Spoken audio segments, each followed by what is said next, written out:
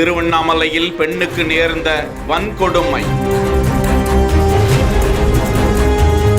கீழே தள்ளி பெண்ணை தாக்கி அத்துமீறல். மானபங்கம் படுத்தியதாக நபரை சிறையில் அடைப்பு. திருவண்ணாமலை மாவட்டம் ஆரணி அடுத்த இரும்பேடு ஊராட்சிக்குட்பட்ட பழங்காமூர் கிராமத்தை சேர்ந்த வாசுகி கணவரை இழந்து வாழ்ந்து வருகிறார். இவர் தனது தாய் சத்தியம்மாளுடன் செய்யார் கூற்றோடு அருகே பூக்கடை வைத்து பிழைப்பு நடத்தி வரும் நிலையில் அதே பகுதியை சேர்ந்த தண்டபாணி என்பவர் வாசுகியின் தாய் மாமன் என்ற நிலையில் இவரும் அதே பகுதியில் பூக்கடை வைத்து நடத்தி வருகிறாராம். இருதரப்பினருக்கும் இடையே அடிக்கடி வாக்குவாதம் ஏற்படுவது வழக்கம் என்று கூறப்படுகிறது. இந்த நிலையில் சில மாதங்களுக்கு முன்பு இருதரப்புக்கும் மோதல் ஏற்பட்டதாக காவல் நிலையத்தில் பரஸ்பர புகார் அளிக்கப்படுகிறது.